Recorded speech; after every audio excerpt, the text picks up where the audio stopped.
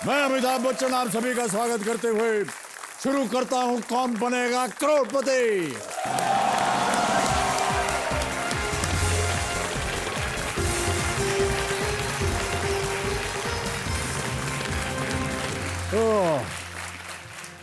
देवियों सज्जनों, आज एक सीधी सच्ची सटीक लेकिन तीखी बात आपसे मैं करना चाहूंगा। देखिए, हमारे देश में हर दिन करीब 350 लोग और हर साल करीब 1 लाख से भी ज्यादा लोग रोड एक्सीडेंट्स के शिकार होते हैं। कई बार दुर्भाग्यवश एक्सीडेंट की वजह से जानें चली जाती हैं, लेकिन कई बार ऐसा भी होता है कि अगर एक्सीडेंट विक्टिम को सही समय पर मेडिकल ट्रीटमेंट मिल जाए ना, तो उसकी दशा में सुधार हो सकता है। समय पर सहायता मिलने का क्या महत्व होता है, इस बात को वही समझ सकता है जिसे खुद ऐसी ही एक हेल्पलेस सिचुएशन से गुजरना पड़ा। नहीं चाह नहीं रहा में आज हम आपको मिलवाएंगे एक ऐसे शख्स से जिन्हें हाईवे मसीहा के नाम से भी जाना जाता है। उनका नाम है डॉक्टर सुब्रत दास।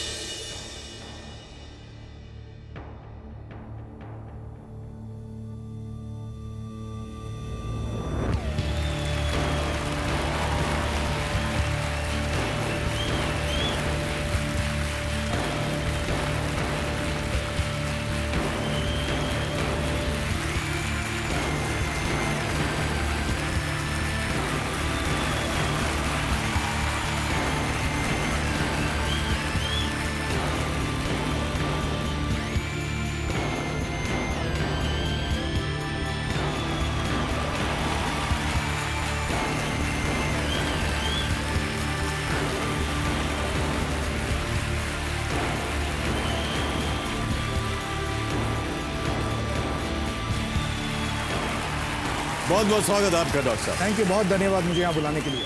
बहुत बहुत धन्यवाद। देवियों सज्जनों, डॉक्टर सुब्रत दास और इनकी जो संस्था है लाइफलाइन फाउंडेशन 2017 में पद्मश्री से सम्मानित किया जा चुका है।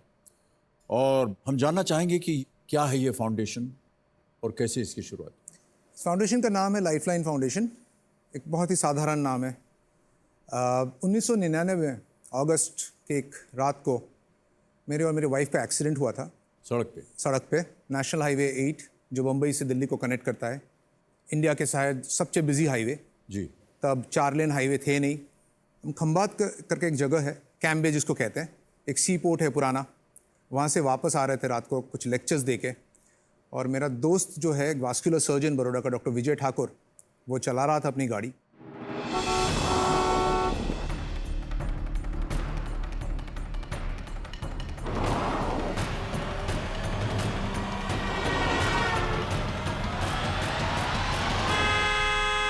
हमारा एक एक्सीडेंट हुआ, गाड़ी जाके एक पेड़ के साथ टकराई। मैं सामने के लेफ़्ट सीट पे बैठा हुआ था, मेरी वाइफ सुष्मिता जो यहाँ है वो पीछे बैठी हुई थी, मेरा असिस्टेंट था। चारों को चोट आई एंड 4.5 घंटा हम पड़े रहे रास्ते पे।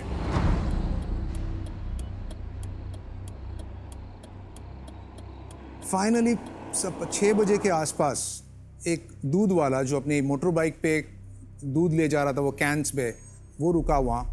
हमें हेल्प करने की उसने कोशिश की। जब उससे हेल्प नहीं हुआ, कोई गाड़ी उससे नहीं रुकी, तो उसने अपना बाइक वहाँ खड़े कर दिया रास्ते के बीच में, सड़क के सामने।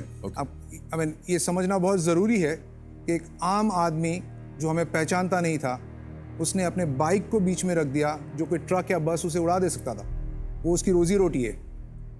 फिर फाइनली एक बस रुकी, हमें एक नज़दीक के पुलिस स्टेशन लेके गए एंड फिर हॉस्पिटल। 21 किलोमीटर का ये जो जर्नी है, हमें 5 घंटा लगा।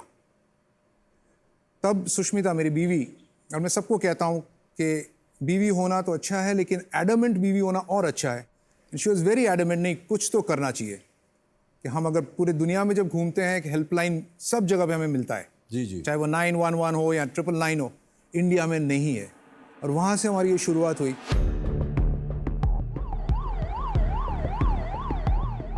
दो साल लगे इंडिया में पहला हाईवे पे हेल्पलाइन एक पूरे स्टेट में शुरू करना। एक एनजीओ की स्थापना की हमने और उसी से हमारा ये जर्नी शुरू हुआ। हमने सोचा कि एक हेल्पलाइन तैयार करें इंडिया के लिए, उससे लेके आज तक trauma care and highway accidents पे काम कर रहा हूँ।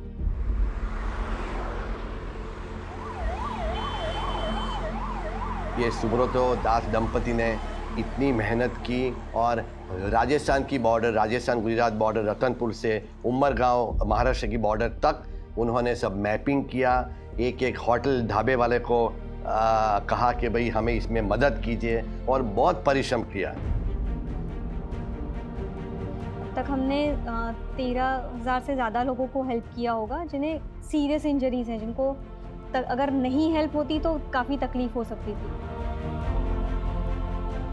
ऐसे हादसे के केस आते थे, एक्सीडेंट के केस आते थे, तो पहले ऐसे अक्सर देखा करते थे कि बहुत लेट आते थे। एक्सीडेंट के बाद 4-5 घंटे निकल जाते फिर आते थे और बचाना कोई बार मुश्किल हो जाता था। फिर ये हाईवे रेस्क्यू प्रोजेक्ट शुरू हुआ, फिर 1 घंटे के अंदर, फिर आधे घंटे के अंदर आने लगे, तो बहुत से मरीज हम बचाने के काबिल हो गए और बहुत से मरीज बच गए। मैं मेरी फैमिली के साथ अहमदाबाद गया था वेडिंग अटेंड करने के लिए। वेडिंग अटेंड करने के बाद हम लोग रिटर्न आ रहे थे कार में, वहाँ पे हमारा एक्चुअली एक्सीडेंट हो गया। सबको मल्टीपल फ्रैक्चर्स हुए थे।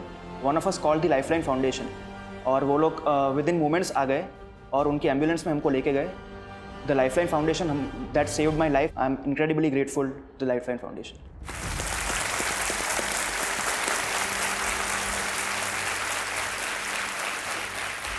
आपकी पत्नी जी यहाँ पर मौजूद हैं। सुष्मिता जी, प्रणाम करता हूँ आपको और बहुत बहुत स्वागत आपका हमारे इस कार्यक्रम में।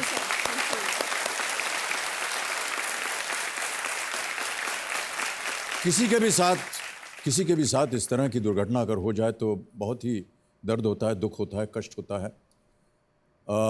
आपके अंदर ये कैसी भावना आई कि आप अभी पतिदेव कह रहे थे कि एडमेंट हो गए कि हमें कुछ करना चाहिए इसके बारे में? सर, ऐसा था कि हमने और भी कुछ एक्सीडेंट्स उन दिनों में देखे थे और कुछ तो बदलाव लाना था। इस तरह से ऐसे ही रास्ते पे पड़े लोग मर जाए वो हम सहन नहीं कर पा रहे थे, और तो एक जुनून सा सवार हुआ सर, और हमने ठान लिया कि ये करना ही है। तो ये जो एम्बुलेंस है ये आती कहाँ से है?